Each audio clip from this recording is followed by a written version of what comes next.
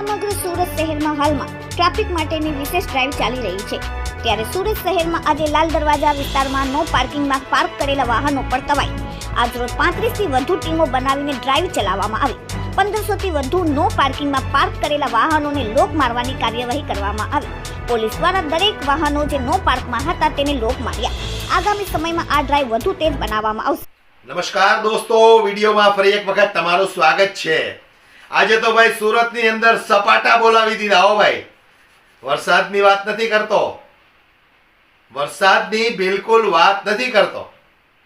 એક તરફ અત્યારે આપણે જોઈએ તો ડાયમંડ ઉદ્યોગની અંદર મંદી જેવો માહોલ છે, કાપડ ઉદ્યોગની અંદર પણ થોડો મંદી જેવો માહોલ છે, થોડી રાહત થઈ છે હમણાં, પણ આમ કહીએ તો મંદી જેવો માહોલ જ છે।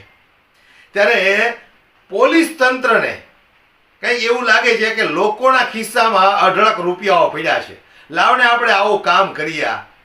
જે જગ્યાએ રોડ પર ગાડી પાર્ક જોઈ જઈએ ત્યાં આપણે સીધો લોક મારી દેવાનો। આજે સુરતની અંદર આ અભિયાન ચાલુ કર્યું અને અસંખ્ય ગાડીઓને ડિટેન કરી કોઈ જગ્યાએ લોક મારી દીધો।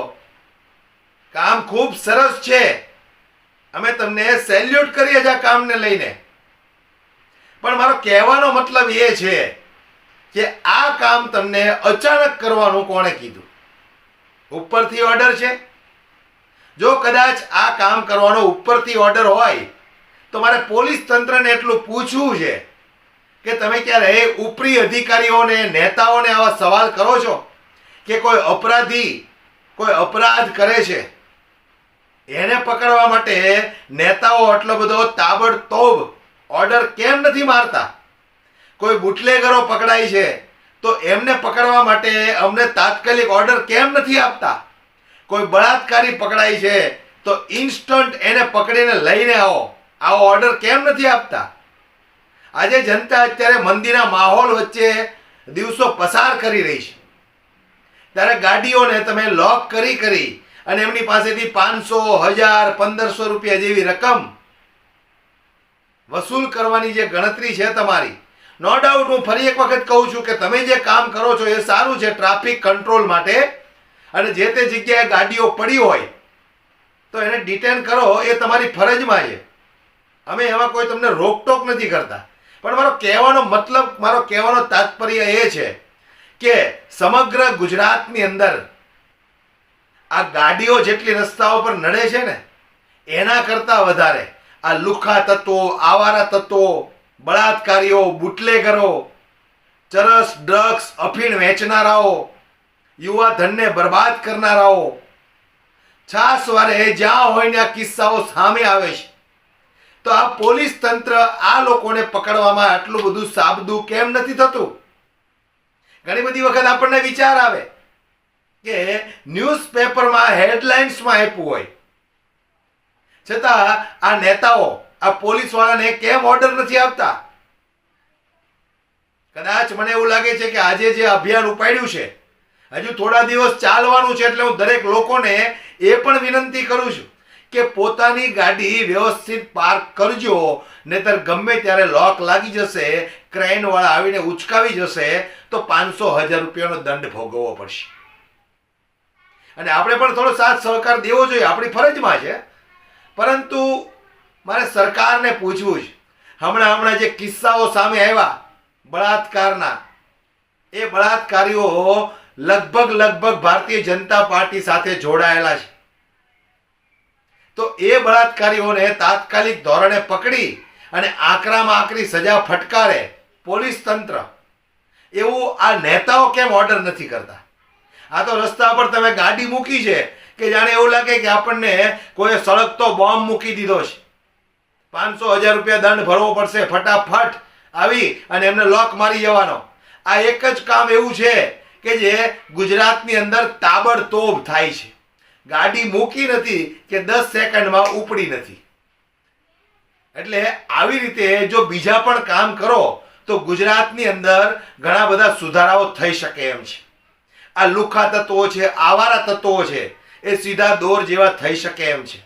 હું પોલીસ કમિશનરને માંગણી કરું છું કે આવી જ રીતે બધા કામમાં તમે તાત્કાલિક ધોરણે નિર્ણય લ્યો, તો જનતાની નજરમાં પોલીસની પણ ઇમેજમાં ખૂબ સારો એવો વધારો થશે. અત્યારે પોલીસ પણ જાણે છે કે જનતાની નજરમાં પોલીસની ઇમેજ કેવી છે. મારે અહીંયા કહેવું એ કોઈ બરાબર લાગતું નથી મને, પરંતુ જનતાને ખબર જ છે અને પોલીસને પણ ખબર છે.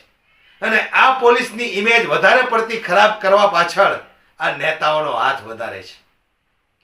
ક્યાં ગુનેગારને પકડવા, ક્યાં ગુનેગારને ન પકડવા, કયા ગુનેગારને છોડી મૂકવો, ક્યાંથી હપ્તા લઈ લેવા, એની દુકાન ચાલવા દેવી, આ બધા જ ઉપરથી ઓર્ડરો આવે છે અને આ પોલીસવાળાને કામ કરવા પડે છે. વાત મારી ખોટી હોય તો કહેજો, કરવા પડે છે કે નહીં?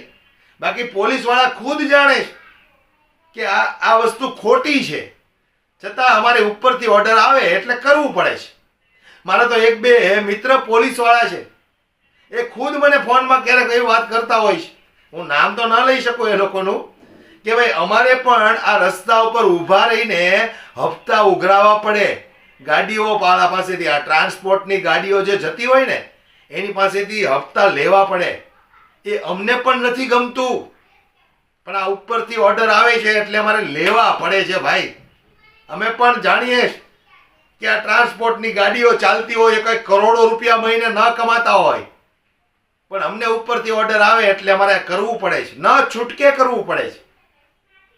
હોય કદાચ 5-10% ભ્રષ્ટ પોલીસવાળા હોય કે જે ફક્ત આ જ કરવા માટે આવતા હોય રસ્તા ઉપર, પરંતુ મોટા ભાગના પોલીસોને ખબર છે કે ભાઈ અમારે આવું બેઈમાનીનું કામ નથી કરવું. અમે ઘર પરિવારવાળા છે, અમારે પણ બાળકો છે ઘરમાં, અમારે કોઈની હાય નથી લેવી.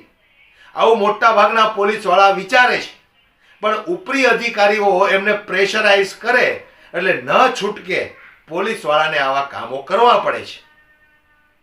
એટલે હું પોલીસ તંત્રને કહેવા માંગુ છું કે ખરેખર જો તમે ગુજરાતની અંદર સારામાં કામ કરવા માંગતા હોય તો જે વાત મેં કીધી, આવારા તત્વો, લુખ્ખા તત્વો, બુટલેગરો, ચરસ, અફીણ, ગાંજો વેચનારાઓ, બળાત્કારીઓ, એવા લોકોને વધારે પકડો ને તો ગુજરાતની જનતાની નજરમાં તમારી ઇમેજમાં ઘણો બધો સુધારો થશે. આ લોકો તો બિચારા મજબૂર, લાચાર હોય, ક્યારેક અચાનક એવું કામ આવી પડે, રસ્તા પર ગાડી મૂકી અને કોઈ દુકાનમાં ગયો હોય, કોઈ બેંકમાં ગયો હોય, કોઈ રેસ્ટોરન્ટમાં ગયો હોય, એની ગાડી તમે ડિટેન કરી લો, 500-1000 રૂપિયા તમે દંડ વસૂલ કરો. એક વખત વિચાર કરજો કે આ વસ્તુ પણ કેટલી યોગ્ય છે. આના ઉપરથી કંઈક શીખવા મળશે. જય હિન્દ. વૈષ્ણવજન તો તેને કહીએ જે પીડ પરા